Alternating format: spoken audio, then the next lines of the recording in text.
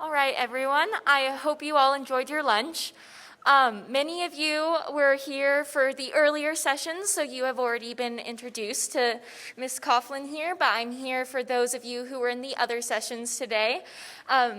Mary Coughlin is an inspirational speaker, a motivational coach, and a transformative consultant.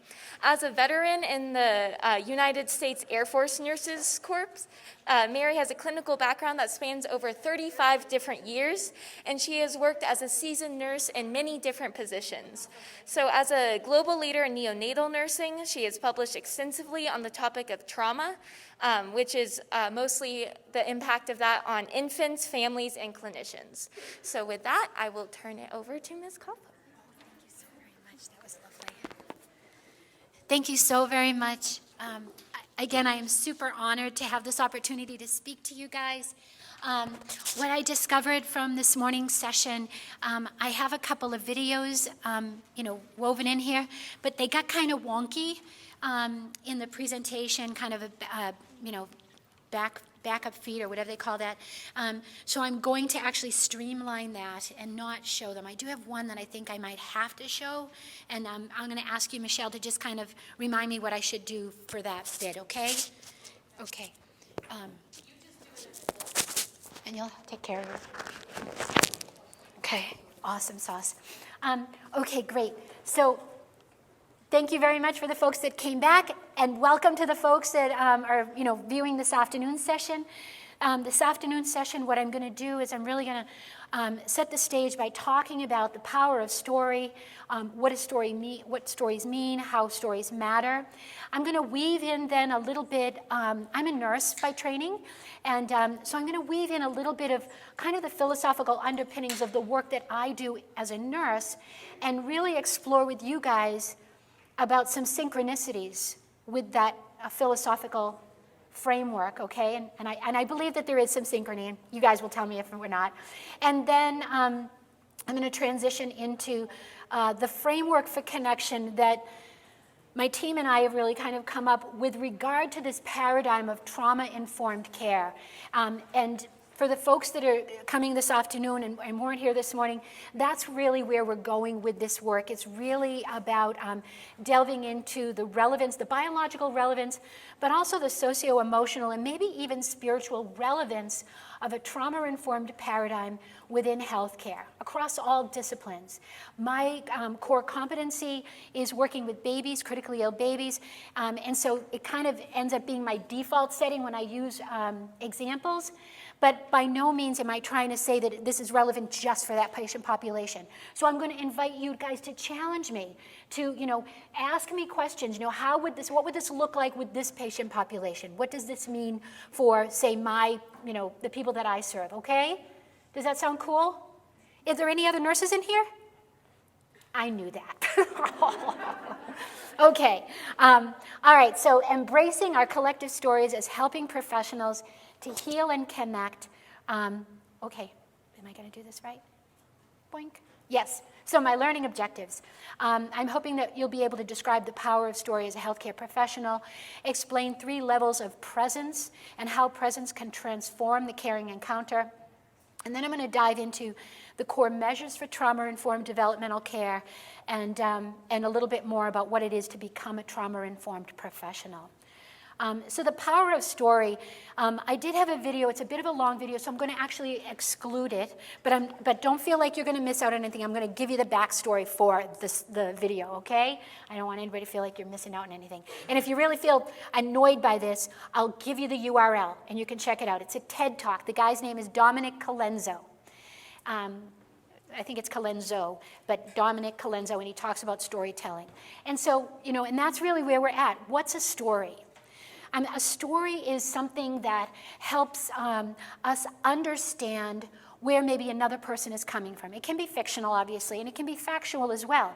When we look up or try to understand other folks, right? I mean, we tend to, from a business perspective, check out their CV, right? And look at all of the accolades that they've had and all the things that they've done. But when you really are intrigued by somebody, do you think you get all the information you want off of a CV? Not really. And to be honest, as a hiring person, it only tells you this much of what you need to know about somebody. What you really want to know is their biography, right? What was the story? What are the experiences that they had that brought them to where they are today? So that's really what stories are. Stories, traditionally you can see what I've written on the slide there, means of transferring information, experience, attitude, and every story has a teller and a listener. And that's a key part of the story. It's a communication, it's an exchange. If I'm talking to you and you guys are all sleeping, there's nothing happening here. I'm just moving my lips and nothing's happening. It's the same thing as communication, right? Sometimes, I know from a nursing perspective, we can complain that we do a lot of patient education and we're repeating the same thing. Tell me if this happens to you guys in your profession. You're repeating the same thing over and over and over again.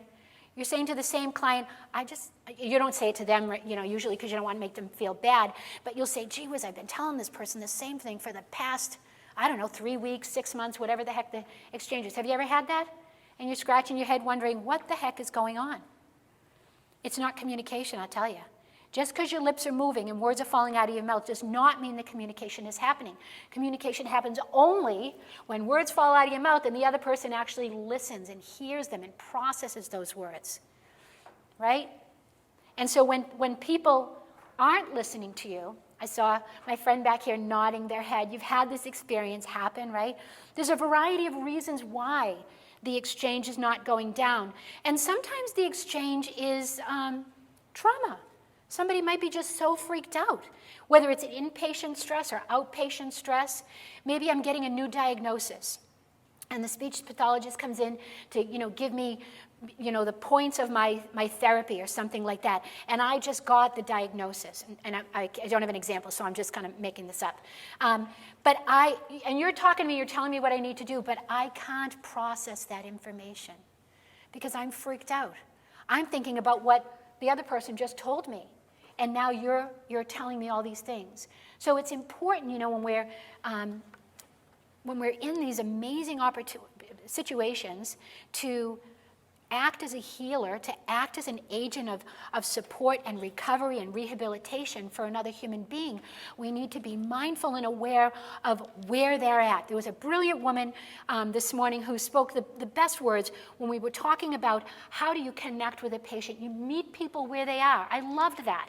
That was like hit the, what do you call it? You know what I mean, right? Hitting the nail on the head. Meeting people where they are. But sometimes we get so caught up in all of the competing priorities, all of the other parallel projects and activities that we got going on, that we fail to see that. And that's really, this idea of story helps bring us back to that place, I believe, of grounding. When I was doing my research and pulling this together, I came across this little thing on the internet, and it described this, I'm just checking my notes here, a very, very, very short story that was attributed to Ernest Hemingway. It was a story of 6 words.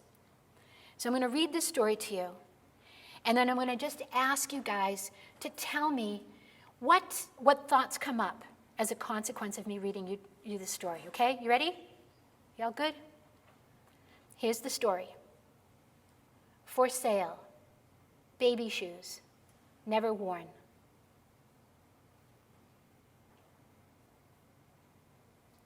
That's the story.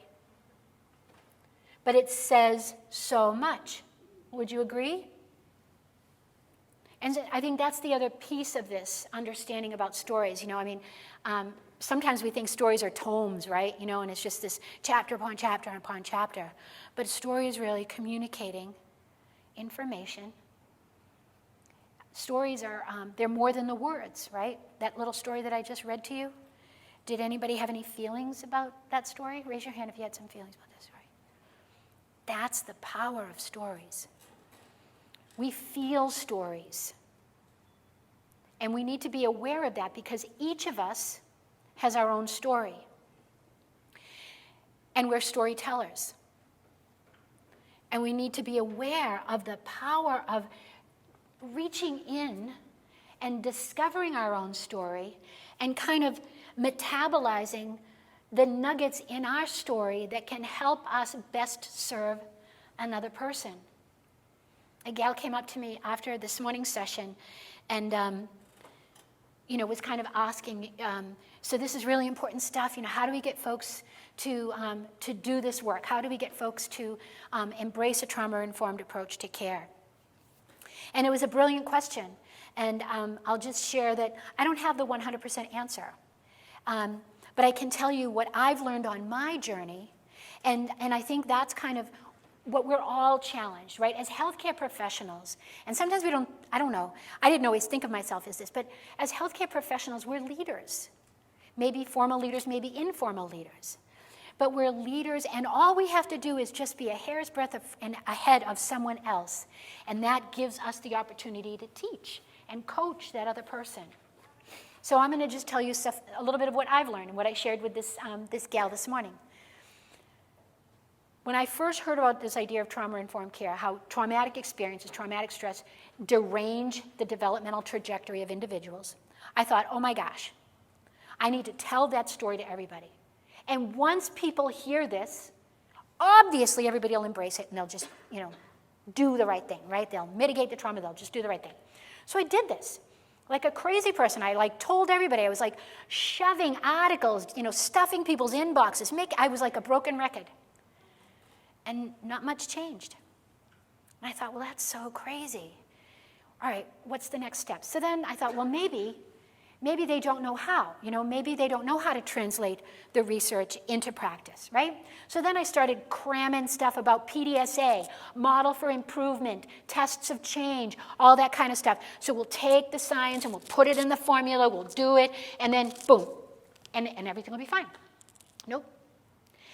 And then I started thinking to myself, well, I'm like 99.99999% sure that these people aren't jerks, I'm pretty sure that everybody comes, wanting to do the absolute best, right?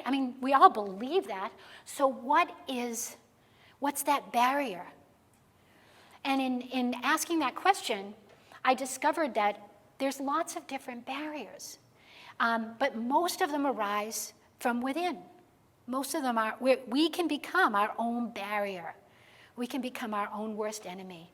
And so as we move through this content, we're going to start to unpack that a little bit, and I hope you guys are cool with this, because I think it's really important, because everybody really does want to make a difference. But I think for a variety of different reasons, at least for myself, I can tell you, I was afraid to expose my vulnerabilities, expose parts of my story, because I was afraid of what other people might think. They might think I'm not being very professional. You got to keep an arm's distance. Don't get too involved in the suffering of others.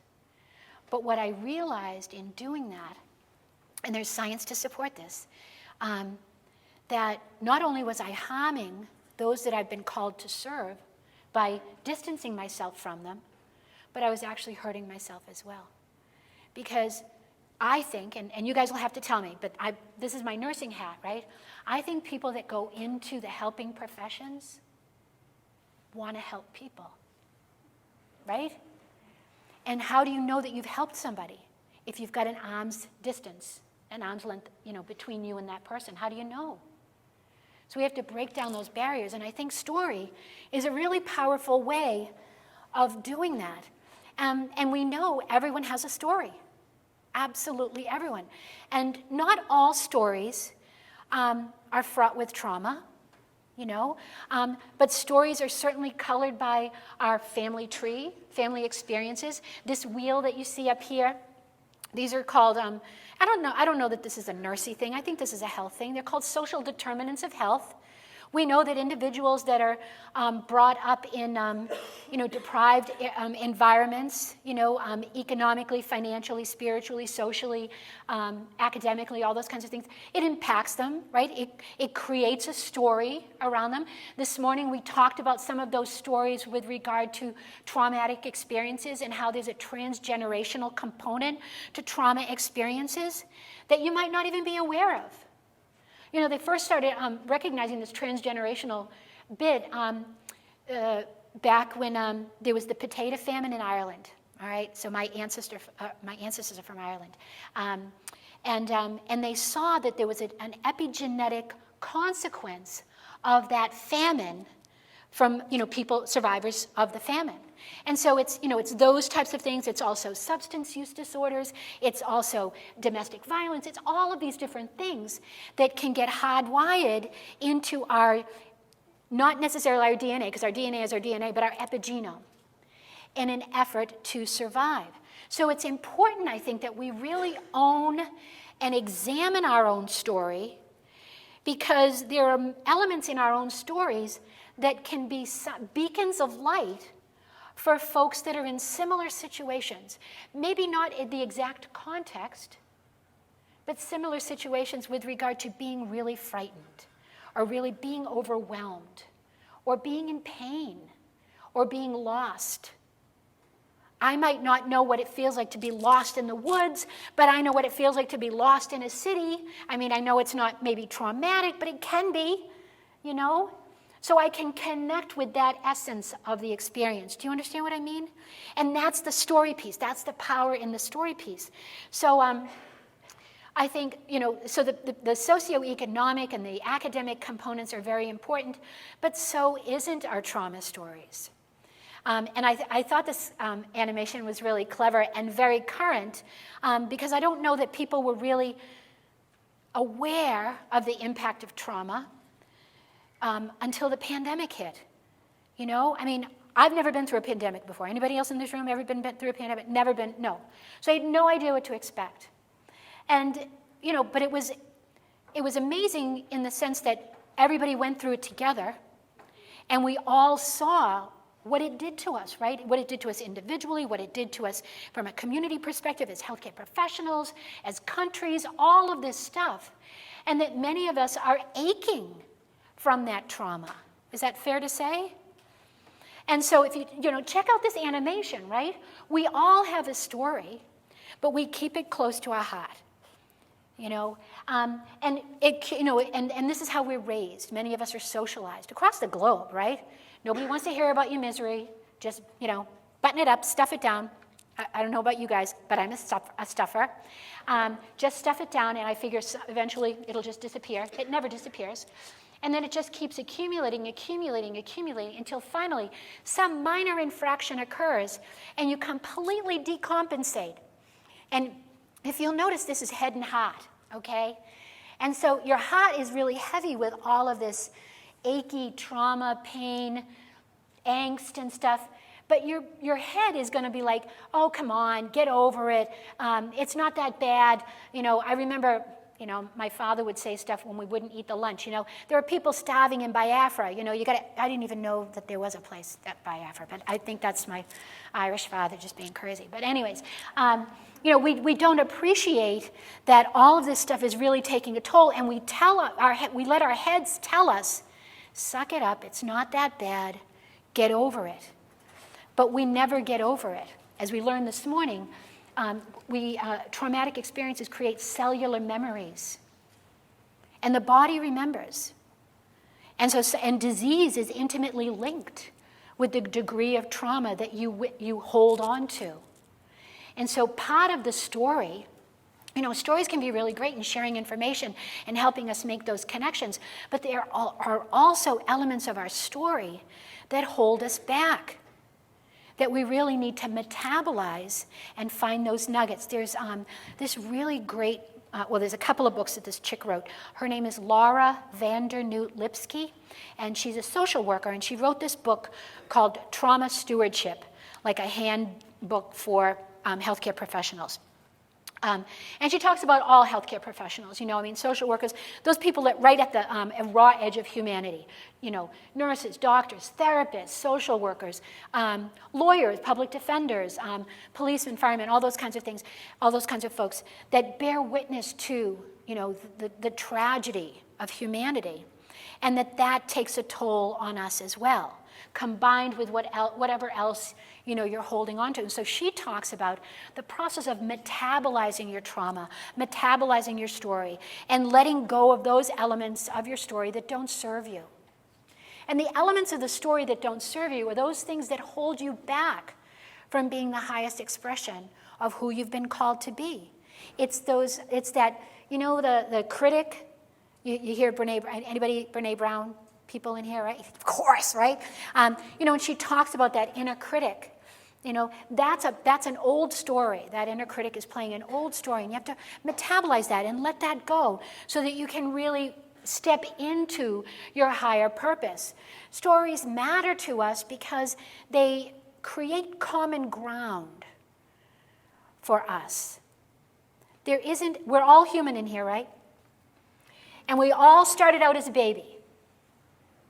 And so there's a lot of shared experiences. We all had adults taking care of us at some point in our life. We all had episodes of fear, anxiety, hunger, I don't know, poor academic performance, maybe even bullying. Lots of those experiences. And so we have to draw on those as healers, as leaders in healthcare, so that we can make those human connections with those that we serve, regardless, across the continuum. So from my example, from a clinical perspective, there's this one mom that we're friends, we're colleagues and stuff like that, and she was sharing with me how it really pisses her off when nurses in the NICU will tell her that they understand how she might feel, in any given situation. And she gets outraged because how could they ever know how she feels unless they had a baby born at that exact same gestational age in that exact same circumstance? I understand where she's coming from, and I know that she's locked in her trauma story. And that's, those are the elements of the story that we have to figure out how to metabolize, help others metabolize, and if it's our own, we need to metabolize, to let it go. Because this is paraphrased from this woman, so I don't know exactly what the nurse said, but I would hope that the nurse was trying to make a connection, an empathic connection with this woman to help her maybe feel less overwhelmed, but she was locked in her story and felt really righteous and angry about it. I've never had a premature baby. I've had babies. I had one of my children was in the NICU for a short period of time for a sepsis evaluation, and it was absolutely terrifying. So I can connect at that depth of the story and make that connection with other. But if you don't pay attention to your story, if you don't realize that it's actually a huge asset, you can miss out on making those connections that can really help another heal and see that there is a light. Stories, are processed, at that brain level, and it's through neuropeptides, it's really cool stuff, that facilitates that bond. We talked a bit this morning about oxytocin, and oxytocin is exactly the mediator. Have you ever watched a movie and you get lost in the movie? And you ever, I don't know, I haven't been to the movie theater in, since 2019, I think. But, you'd go to the movie theater, or even at home, and you just find yourself so immersed in what's going down on the screen that the next thing you know, you're sobbing, or you're laughing, or you're completely caught up with the story. That's the power of this. And it happens neurologically, it happens neurochemically, that we get drawn in. But we get drawn in because of the authenticity of the storyteller. That's how we make those connections. And I think, there's power in understanding that, because then we become these incredibly amazing therapeutic interventions simply by sharing our own story with others, making those connections. And we understand also that stories shape behavior. So if I know I'm an overachiever. Okay, I've kind of figured this out. I'm the oldest of 7, and no grade was ever good enough. And again, I understand. My parents, they came from a good place, and if a B, a B was never good enough. I was okay with a B. They wanted an A. So you kind of get hardwired for that, right? So it shapes your behavior. And so from the rest of my life on, I've always just been overachieving. Nothing was ever good enough. I always had to make that next thing. I'm sure there's a few overachievers in this group. Is that fair to say? I mean, speech language pathology, could you pick anything harder? I mean, so I think, and it might not be because of this, because you're an overachiever and B's weren't good enough, but our stories shape our behavior, what we think of ourselves. So our stories are a combination of our social experiences, but also how we've translated those social experiences into the way we speak to ourselves. Right? And that shapes our behavior too. I'm shy, I'm quiet, I'm timid. I don't want to stand out. It feels too frightening, it feels too threatening. But you guys are leaders. You're healthcare leaders as healthcare professionals. And that's part of the work, is stepping out of your comfort zone and recognizing that your story binds you together with all of humanity. But if that feels too daunting, at least those that you work with. There are commonalities. But in the same vein, and we've seen this certainly in 2020, and there are other examples, but that feels so fresh, that stories can also drive us apart. When we see, racial inequity, gender discrimination, those are the stories that drive us apart, because we're getting hung up on bits that really aren't relevant. The elements of the story that we get hung up on that communicate to us that we're separate are the things that actually cause more harm. They're the things that disempower us as a species, as professionals, and as humans. Does that make sense, you guys? Any thoughts about any of this stuff? Are you thinking I'm in the wrong room or anything like that? You're all good? Okay, cool beans. The thing that I mentioned earlier is we feel stories, right? And we feel with and through others. This morning's group, there's my friend over there, shared one of her clinical challenges. And you could feel her compassion for the clinical situation and her frustration. And at least for me, because it was such for me, novel experience, novel story, I felt so with her. I could feel that level of frustration, and it made me crazy to not be able to offer assistance. That's the power of a story. It sticks with you. But the feelings might not always be positive, right?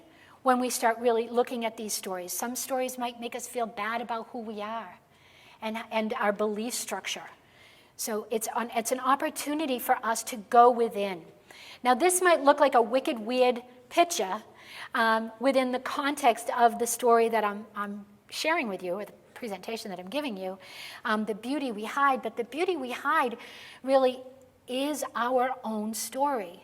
Those deep, dark bits of us that might have caused some pain, but hopefully with the pain also caused some growth, or just waiting for the right moment to help us grow and transition into that higher expression of who we're called to be.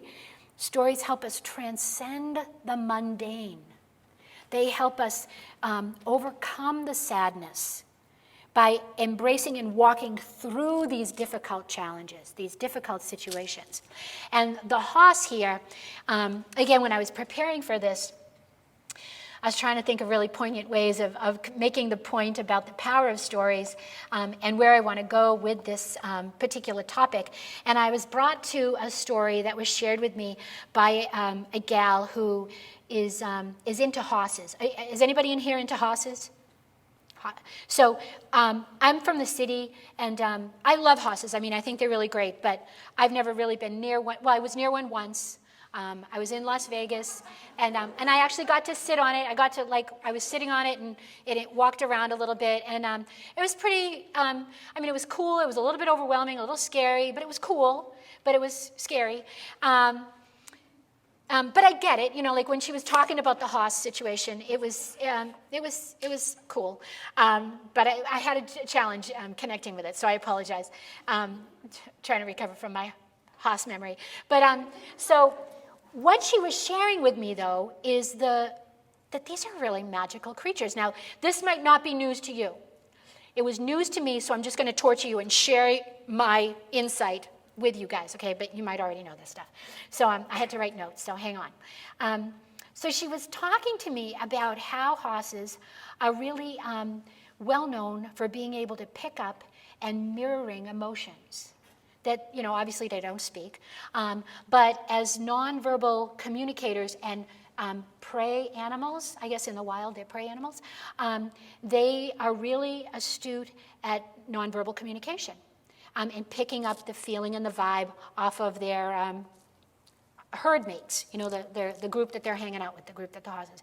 And that this has been found to be of profound therapeutic value with folks that that experience trauma, that may have psychological challenges and stuff like that. And they call it, is this any of this new to you? Because I was blown away by this. Equine assisted therapy and hippotherapy. You all are nodding your head, right? So it's only me that doesn't know this stuff. Okay, okay, it's all good, but I found it fascinating. And so Nancy, my friend, who's into horses, and she has a horse, and she, I don't know what she exactly does with the horse, but she goes and she visits it a lot, and I imagine she rides it. But she was telling me that at one point the horse hurt himself. And what did she call it? He had a torn tendon injury and was put on stall rest for 4 months, which I was like, stall rest, bed rest, oh my God, isn't that wild?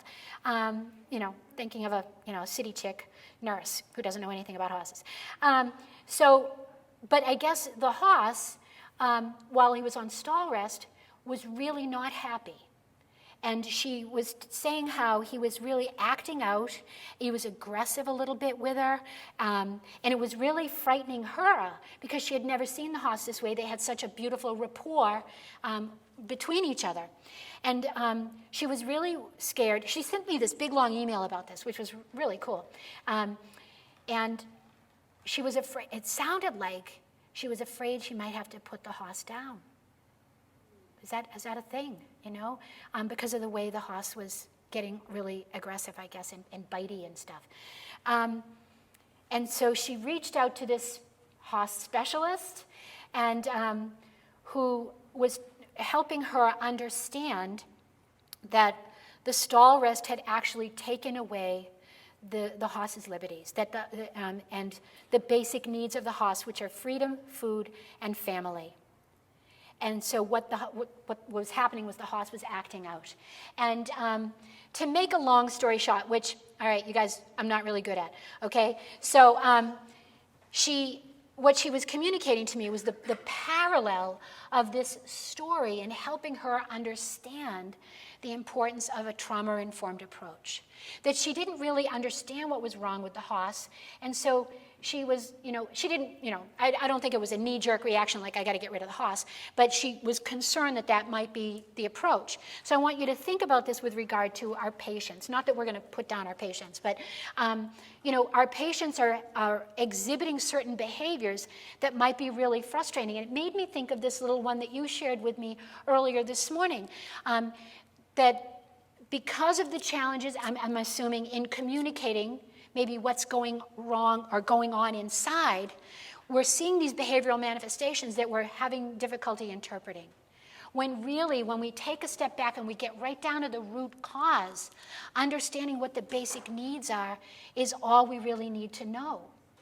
That was the horse's story, that he was trying to communicate that, but it required Nancy to really do a lot of translation, right? Translation of the behavior and empathy for what the experience was of the horse. Did I lose you guys? Okay, good, because I'm thinking, I think they already know about horses and I sound like an idiot up here. When I tell this story in Boston, they're like, oh my God, that's amazing. And I'm like, yes, I know, right? And I know the story. And I think, and that to me, kind of, coming back to the beauty we hide, the beauty that I think that horse was hiding was his profound vulnerability. That Nancy had to try and find, and she engaged the help of somebody else to really help dig in and understand how to best support that horse. And so when I think of the beauty that we hide, like my own story, right? And I'm not going to torture you with it, all right?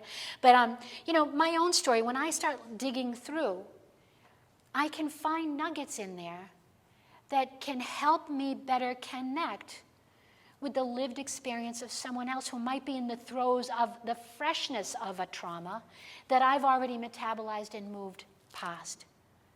Is that making sense to you guys? Phew, I got to get off this slide. Holy moly. Because I think, you know, coming back to the question that was asked at the end of the session, you know, how do you help folks do this work? I think the turnkey is reconnecting with your own purpose and passion, reconnecting with who were you called to be in this life? What was your mission? And I hope that that's not too spiritual for you guys, but that's really at the end of the day, I think the work that we're asked to do. Why did you choose speech-language pathology? Why did you choose audiology? Why did you choose healthcare? Oops. Why did you choose healthcare? What brought you in? I mean, I know that there are some nurses, and they'll say, oh, the paycheck.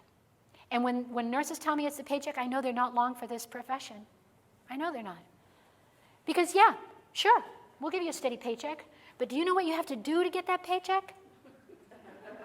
Right? And I'll bet dollars to donuts it's very similar in your field. I mean, the challenges that you shared with me this morning, they can't pay you enough, right? You do this for something bigger than a paycheck. Not saying that paychecks aren't nice. I'm not saying that at all. But again, right? I mean, why are you called to this work? What's your story? What is your mission? What are you trying to do? What are you called to do? And do you value what you bring? And what that is really so, and this is, you know, kind of a little bit of like, what do you call it? Like, well, the word exposing is coming up, but it's not the right word. But, you know, sharing or, you know, just kind of being transparent. I think, you know, do I value what I bring? Well, I'll be honest with you. When I was a younger NICU nurse, I thought my value, and I want you to see if this resonates with your interpretation within your discipline, okay? But I thought the value that I brought was my technical proficiency, right? I could get blood out of a stone, and I could get milk into a stone too. I could, you know.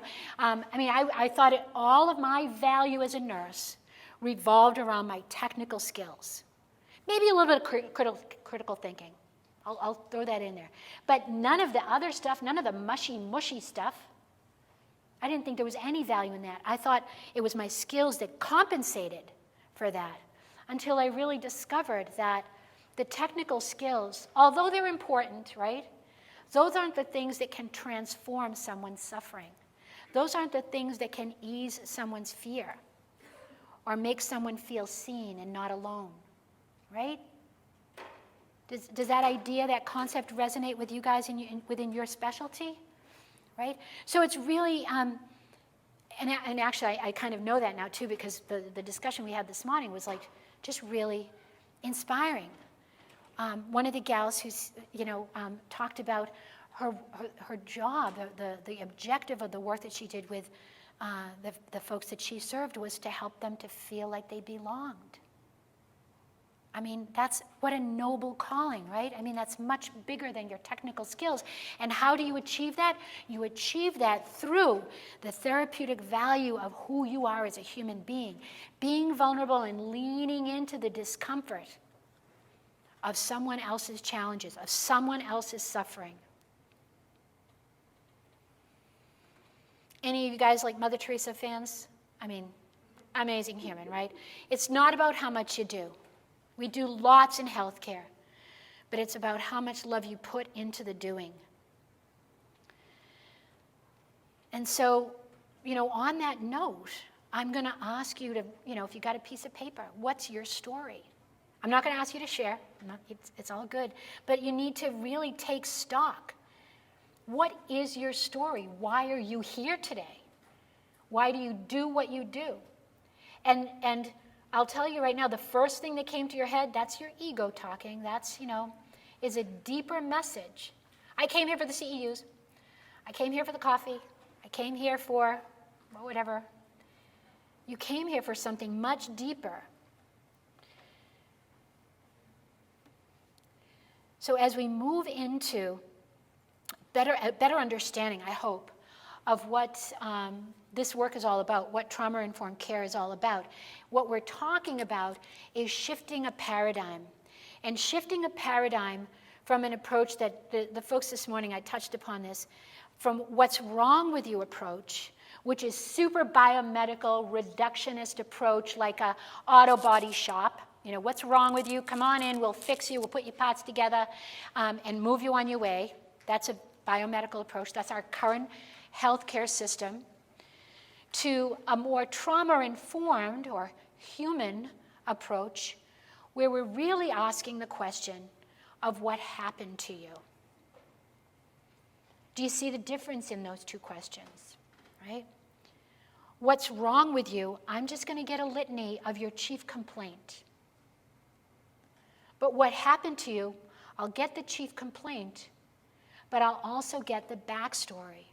And the backstory is really what is going to help me best serve you.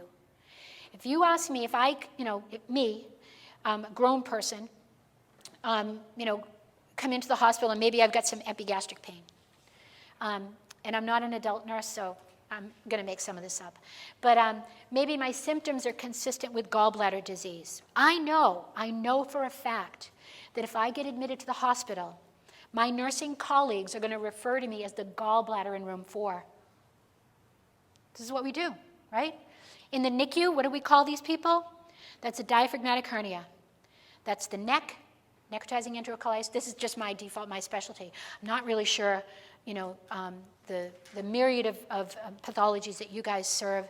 But do you ever do this? We refer to people, and I understand it, right? We're trying to economize. If I say to my colleague, here I'm giving you handover, it's a 24-weeker, PROM, maternal fever, blah, blah, blah, blah. I get it. I get this picture, but I get a picture of disease. I don't get a picture of a human. I get a picture of a disease. And when we do that, our language shapes our behavior. Our language shapes how we connect with another human being. If you call me the gallbladder in room 4, man, oh man, I hate to burst your bubble, but you're going to be massively disappointed because my gallbladder is the least of your problems. It is the truth, okay? And even in pain, I can be pretty surly and demanding.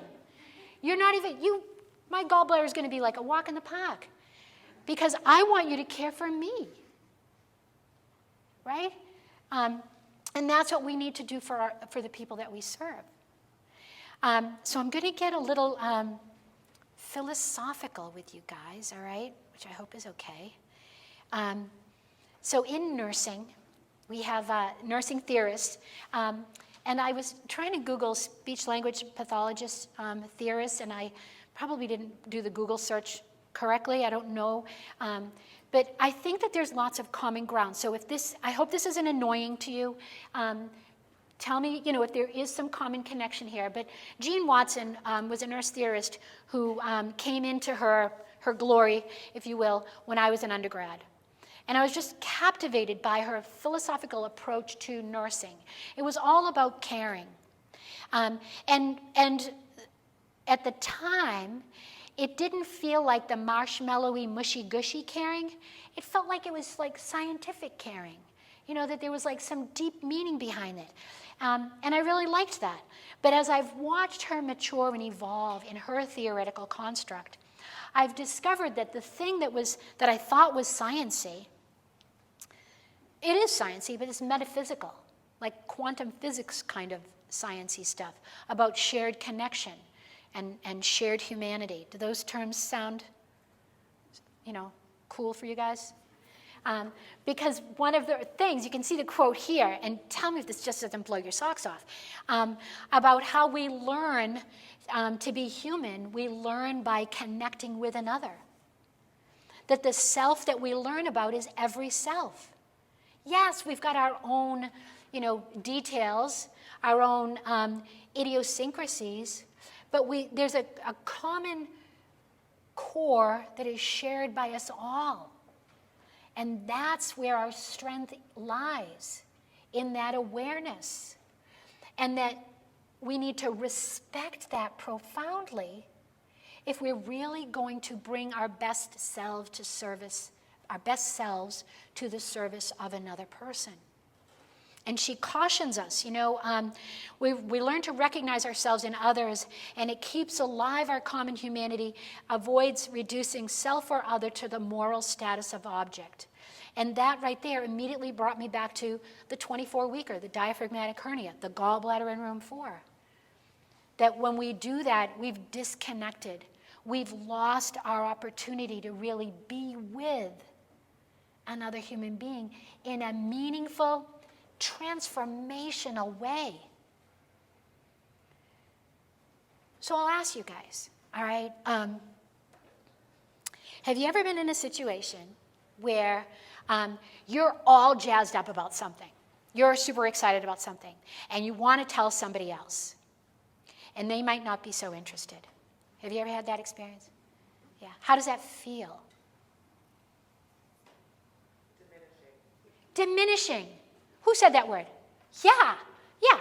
This is my husband, okay? And I love the man dearly, and I really know he loves me. I know he loves me. But he also pokes fun at me because I'm always on my soapbox about this work, always on my soapbox. And I've come to the place now where I really don't need him to, validate what I'm saying. But when I was first starting out with this, it kind of hurt my heart a little bit. That he would be looking at the paper or one of his books or something like that, and I'd be like, and and it's exactly that.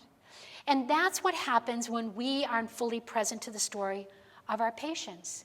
And I understand, actually, you had shared a story, and I apologize. So I don't know everybody's name, so I apologize for pointing and stuff like that. But a story was shared this morning about the time crunches, right, that we have when we're seeing patients, particularly in outpatient setting, I think.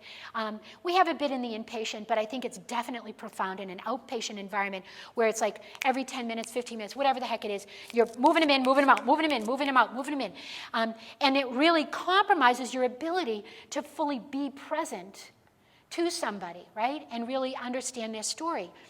This particular story was about a little person who needed to get their ears cleaned, and the clinician only had 10 minutes.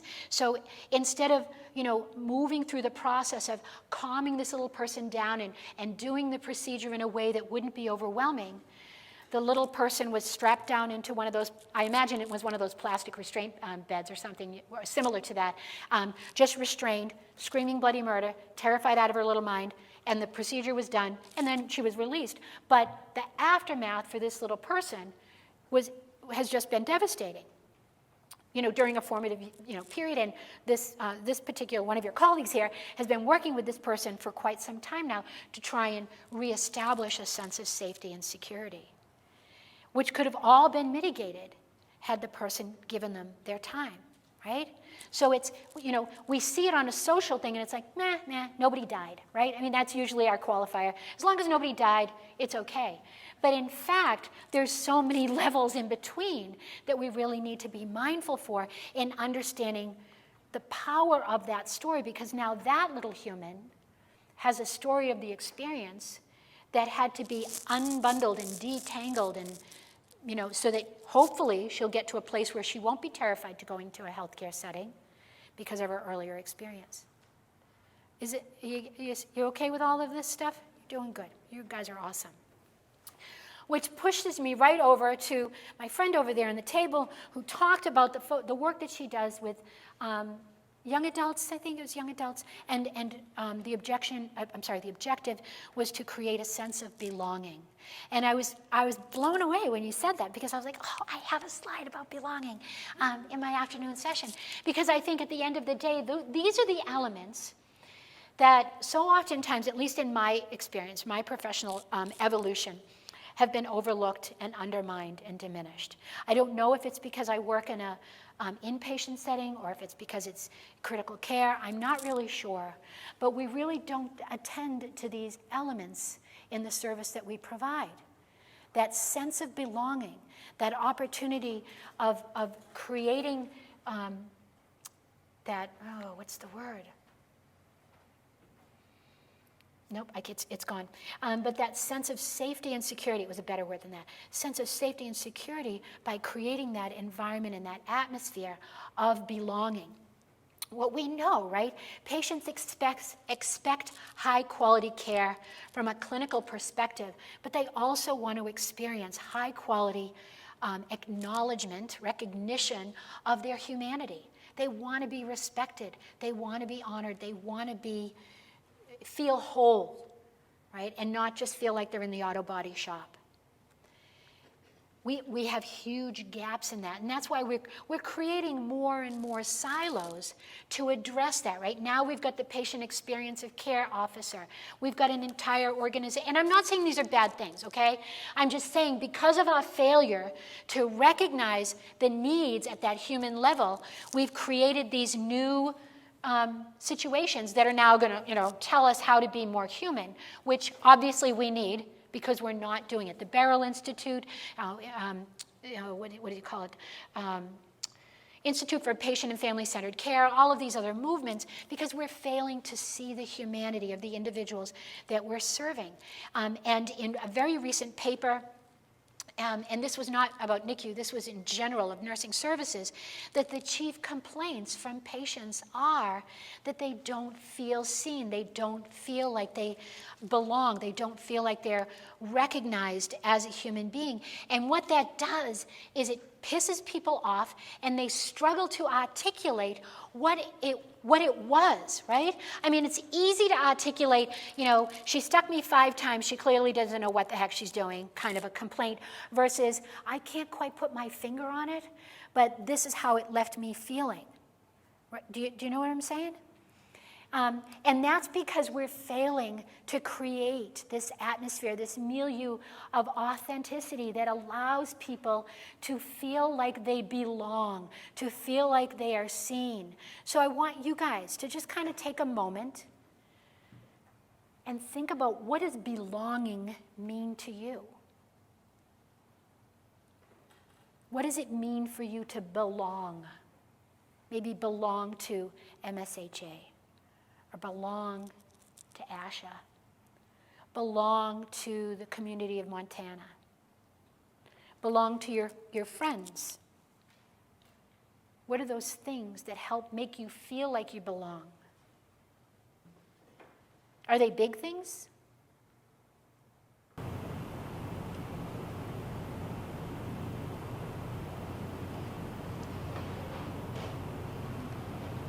Want to tell me something? I think for me it's knowing that I'm being heard is a big part of belonging, and then like as far as belonging to the group, this like working towards.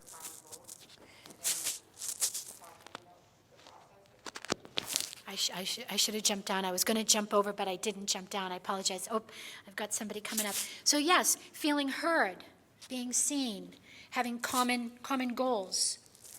Those are things that help make you feel like you belong, help make you feel like you're making a difference. What other things make you feel like you belong? Yes, she's going to bring the microphone over so the folks on the Zoom can hear you. What was coming to me was this like. Turn it on. Oh.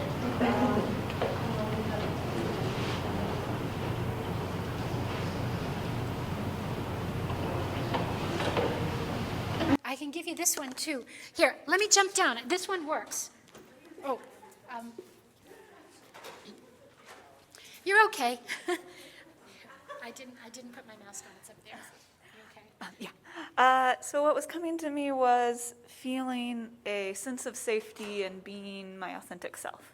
Beautiful. Exactly, right? Feeling a sense of, thank you, yes. Feeling a sense of safety. And how important is that? It's so quintessential in any kind of a situation, right? Anyone else want to share? Yes. Just one word, connection, just connection. Exactly. Feeling connected. And knowing, right, that at our core we are connected, but oftentimes we get disconnected, right? We get distracted from our connection for a variety of different reasons. And some of them may be part of our story that we struggle with connection, but we know, that connection does feel good, right? Some of those connections, I think about experiences where there was violence, abuse and that sort of thing, and amazing research that looks at why children stay so connected to their parents if their parents are, being violent with them. It is that biological need for connection that transcends everything. It doesn't matter what all that bad stuff is. I need that sense of connection. We need that as human beings. And so we need to tap into that understanding. And when we see, in the NICU, and you'll have to tell me what this is like in your clinical experience, we still struggle globally having families present all the time. I know it's lots of confounding reasons, economic reasons, social reasons, also cultural reasons. But we also, as a group of healthcare professionals, we don't create a very welcoming milieu for families in general. Okay, I'm super generalizing, and I'm sure that there are beautiful places that are really awesome at this, but in general, around the globe, and I know this for a fact, we struggle with this. Now, in an outpatient setting, other settings, how does that work? Are there struggles to, keep parents proximal to the child, or whether they're little children or older children or adults? Being alone, being isolated, can be really disorienting and exacerbate the fear and anxiety that they may be having with regard to any kind of a procedure or diagnosis or anything like that. So connection absolutely helps with that feeling of belonging. And that you can't really teach that, right? That's something about really tapping into one's own self, one's own true power. It emanates from compassion. That sense of belonging and facilitating that arises from that. And to just, is it going to work? Okay. Looking at what are called universal unitary principles. Those unitary meaning like this is, common across all humans, right? That human beings are whole systems, inseparable from their environment. How many of you guys, it is absolutely gorgeous here, and I cannot wait to get my butt out there on that walkway along the river and just breathe it all in. How many of us feel rejuvenated and realigned with life when you're out in nature? It's like taking a long glass of water, a long drink of water in the desert when you go out into nature, right? It just nourishes you. We are connected as a whole. And so those things that nourish us nourish our patients. So those are elements of our own story that we can bring to the clinical setting. It's not like, shut the door, I'm on duty now, so this is how it's going down. It's going to be super clinical and super sterile and blah, blah, blah, blah. Instead of trying to figure out creative ways of using what I know works for me with another human being. When we understand that, this is a little metaphysical too, but all relationships are opportunities for us to learn more about ourselves and how we can be the best version of ourselves. And probably the relationships that are the most difficult are the lessons that are most important for us to learn. And that goes along with our story. Human beings have an innate capacity for health and well-being, but when we are not filling up our cup, and this goes for us as individuals, but also for those that we serve, our clients, our patients, their families. When they're not filling up their cup, they are more vulnerable to disease and illness. And so we have to know that in our own story so that we can really understand where are the other strategies, interventions that we can offer that will help restore health and wellness. Beyond, whatever the mechanical or functional thing is, treating the whole is what we're really all about. So I'm going to share this one video that I think is wicked profound, and I'm praying to all the powers in the universe that this will work okay. Is Michelle back there? Let's all cross our fingers and whatever power you can muster to make this work. I'm going to do this. Okay.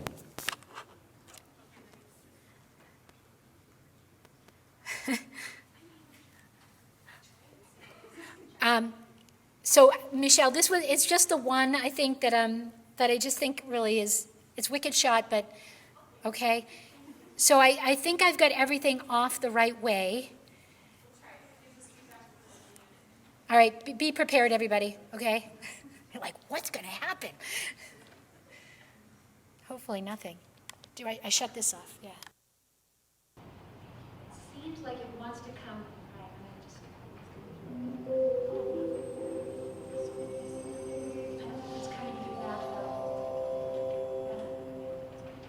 I'm going to try to boil 300 pages down to a few seconds, but first, presence is about moments, and I think it's so obviously about moments when you think about the definition of presence, but somehow it's come to mean that through the 20th century, something grander and something more permanent, and it's just, because it's like a permanent state that you're moving toward in your life, and you may or may not get there. And that's daunting, and it sort of isolates people. And it just makes it feel like it's something for people who have a lot of resources and a lot of time, or some fancy education that helps them to understand what this is.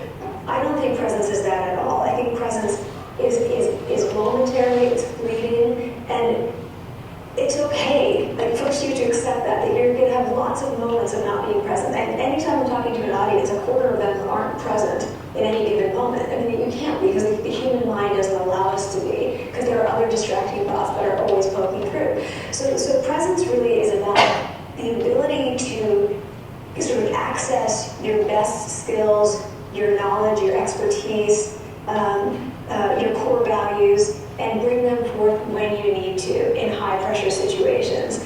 If you can do that, if you're present in those moments, you're able to actually hear what is going on instead of what you are worried might be going on. You're thinking about what people are thinking and not what they're thinking of you. You can respond to what's happening instead of, again, responding to what you think is happening, all of your worries. You're just able to be there and connect and tell the story that you believe and have others believe that story as well.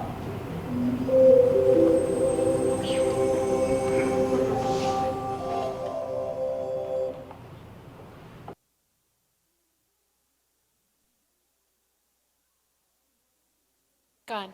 That was wicked awesome. So how many of you... Whoa, Nellie. Hello? Okay. So how many of you guys have heard of Amy Cuddy? That was her. And she wrote a book called Presence. That was a snippet of a TED Talk that she did. I love TED Talks. And it was all about presence. And I think that's really all of that stuff that I've been preaching to you about, right? All of the information about story really gets boiled into the opportunity. I'm not sure why it's doing that. Did you unplug that? I didn't. Yep. Thank you. You're welcome. There you go. Okay, I'm going to try. And so what Amy Cuddy's really talking about is looking for those moments. And she referred to them as high-pressure moments. But to be honest, I think anytime we're speaking with patients or clients or families, those could conceivably be high-pressure moments. They're definitely high pressure for the family. And that's the invitation for us to really step into the zone, step into that presence, and really dig deep to our story and figure out how that story is going to help us help this family. And they've actually, research has revealed that there are 3 levels of presence. And this really won't surprise you, okay? So there's that physical presence, all right, I'm here, I'm present, like I'm in the room, but that doesn't necessarily mean I'm present in the moment, right? Then there's the psychological presence, which, okay, it's a step up from the physical presence. I'm being with other I'm having a conscious intention of being available. And so that might be your, the presence that you have with family, or a loved one or something like that. And then what the research, and this is Watson, but there are others that have also corroborated this, that therapeutic presence, which is really kind of using the physical, the psychological to have an effect, to have an impact, to help bring someone along on their own journey towards health and wellness. Watson uses the term transpersonal presence. And again, it connects into that the philosophical idea of, a shared humanity, that collective consciousness concept, if you will. And all of these, I hope that they're starting to resonate with you, because I think, at least from my experience, right, my nursing experience tells me that this concept has been somewhat taboo. That some people exercise it, but it hasn't really become a mainstream way in which we engage with our patients, our clients, or even each other in a mainstream way. Is that, I don't know, you guys will have to tell me, is that a similar experience within your professional practice as speech-language pathologists and audiologists? Do you find that there's a separation almost of clinical/professionalism versus the personal, maybe metaphysical elements of what you bring to the clinical setting? Or do you even, or is it even a thing? A dance. I think that speech pathology itself, when you're really working with someone, I think that you are present with that person. And that hopefully that person is present with you, and you're connecting and you're doing your thing, and that's part of it. I think the speech pathology therapy is an art. An art. I'm going to repeat that, that it was shared that this is a dance with the client, with the patient, that it's a reciprocal exchange in really helping, am I putting words in your mouth? But with that dance, you're really trying to help that person along their path to wellness, or whatever it is that they're, kind of facing from a health crisis along the way. By using your presence, by using certainly your knowledge, your empirical knowledge, but maybe even your personal knowledge, and is that fair to say? Brilliant. And letting them know that you are there for them. They are your sole interest. You're connected with that person. If you can get that connection, that's Making the connection is key. Helping, and we talked a little bit about this morning, and I'm going to highlight it again, that there are these principles of trauma-informed care that really talk to that element of it. Creating a relationship that feels authentic, that feels trustworthy, that feels safe, that offers the individual choice, and is empowering, and all that kind of stuff. So that's cool to hear that. Thank you so much for sharing that, because I think that's where the magic can happen, right? That's where you can really see the results of your expertise and your compassion for another human being. By creating that connection, creating that sense of belonging, helping people feel seen and supported and valued and respected, right? But so often, and I know it's not intentional, but we can get caught up and run away with ourselves with the competing priorities and all that kind of stuff. And so the invitation here is I'm not trying to admonish anybody, but just as a reminder that that's such a key component of how we show up as healers and being really intentionally therapeutic. I found this quote, and I just thought it was really powerful, and it's a good precursor to an activity that maybe we'll do when we come back after the break, if that sounds okay for you guys. And so Chadwick Boseman says, purpose is an essential element of you. It's the reason you're on the planet at this particular time in history. Your very existence is wrapped up in the things you are here to fulfill, whatever you choose. Remember, the struggles along the way are only meant to shape you for your purpose. That's your story. Those struggles are the things that have helped you. And some of the struggles are invitations to let go of things, forgive others, forgive yourself, and really, carve out that path that leads you to that highest expression of who you're called to be in this work. Because it's only, at least this is my opinion, it's only at that level where you can really transform the experience of another human being. When you're fully in your zone, I guess probably an analogy for that. Does that make sense? Does that ring true? Yeah. Any comments or questions about what I've said so far? Are you all okay? Because I know you're all postprandial. You might be feeling a little, blood shunting to your gut and all this other kind of stuff, but I'm hoping that after we all take a break, maybe we all jump up, do a few little jumping jacks or get some coffee. You come on back at 1:15. I think this is the right thing, right? Is it? Am I okay with the time? Oh, all right. However, whatever is the best thing, but this is a good break in the slide deck, so if that's okay with you guys, and then I'll come back in 15 or whatever, you tell me, because I don't know, I don't want to mess up the...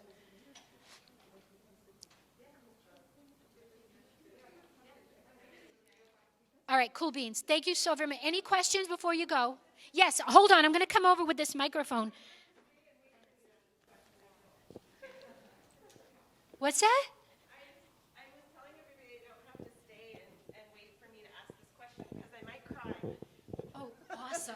I know, right. I seriously might cry, so just get ready. Can y'all hear me cry? So I've been, it just became clear right away in this field and in my particular setting that I have to deal with my own trauma and my story to be able to hold space for other people's trauma. And in order to create capacity for it, and I feel like the capacity shifts based on the trauma, and it's really hard to get, it's easy to get pulled off center. And then within and around that, there's just new levels of dealing with your own trauma to be able to go to the next level with people and their trauma. And it's just something that I have found so painful, but beautiful too. I mean, there's beauty in it too, and I feel like it helps me. I hope it's helping them, the thing that's happening. And I feel like, and I don't know what it's like in another setting because I haven't been in another setting, but in a hospital, it's really, I mean, at least the way we have it set up in our country, it's easy to be really clinical and really disconnected from the feelings part of it, and the story part of it. And so I don't know where the question is in this. I just maybe talk about how to, I mean, I know boundaries and I know self-care and all the things, but just that dance, I guess, and that. I didn't cry. No, that was so courageous, and I absolutely applaud you sharing that level of vulnerability. And what you made me think about, too, is the idea that our stories are also like onions, okay? Right? It's layers. We just peel away a layer of our story, and then we discover that maybe there's some more depth to the story that we didn't really recognize there because it was shielded by that other layer. And that's where the growth happens, and it can feel really yucky. But I think that's the power of that, particularly when we're called as healers. Does that word feel okay for me to say that to you? Because I think that's what we do. We're technicians, right, diagnosticians, but we're also healers. We can work on the body, right, the body of the car, the machine. But there's so much more to the individual, and that's why, the story piece is so critical. And all you have to do is be one layer ahead of someone else that you can help, right? Because I was at that layer, and I understand, and I'm going deeper. And it can be wicked scary. And it's not, only you know when the time is right. And I don't know about outpatient, and I like that you shared that because I've always been an inpatient clinician. So I do understand very intimately what you're talking about because inpatient, it's almost expected that you'll just be very sterile, very technical, very, I'm using air quotes here, professional, because it's assumed, and I'm making generalizations, that if you're, gooey on the inside, people don't take you as seriously. I'll tell you just a really quick story before you all go for coffee, because it just feels so important. So I've been on this journey, right, with this thing with trauma-informed care. And as I kind of alluded to, the science piece, freaking loved it, I mean, it was just so much biology, so much physiology, so stimulating, and, like seductive, and it made me feel like I have such a leg to stand on, that how could anybody refute this? It's biology. How can you refute it? And not that people refuted it, they just didn't do anything with it. So then you go the next level. And so I was going the next level. I was going to the soft place, right? Going to the humanity, going to the, the gooey inside. And I had a colleague who's a physician. And she's a lovely human being. I respect her incredibly. But she said to me, Mary, I just want to let you know, be careful. Because people won't take you seriously if you start going down that path. And it has bothered me like incredibly because on this journey what I've discovered is you can't do this work unless you go to the soft side. You can't. And I could beat my drum until the cows come home about the science, but that's not what it is. It's something deeper. It's something incredibly personal, and I appreciate you sharing that. And that's the place where we have to go. When the time is right, when you're called to it, and that's what's going to make the difference. So we're going to get a little mushy. Well, I think we already got mushy. We're going to do a little practical stuff, okay? When you all come back from coffee, we're going to do a little exercise about just kind of uncovering your purpose. It's obviously much deeper than the little activity that I'm going to do with you, but just to kind of get you started on the way. Then I'm going to share with you some of the practical elements where they're like operational strategies of becoming trauma-informed, using your story through these core measures. And then I'm going to talk a little bit more about what it is to become a trauma-informed professional. So we will be dipping our toes into a little more, mushy, gooey stuff. But I hope you'll like it. I hope. Oh, and we're going to do a Lego activity too. So I hope you like Legos, okay? All right, go get some coffee, go to the bathroom. I'll see you in 15 minutes.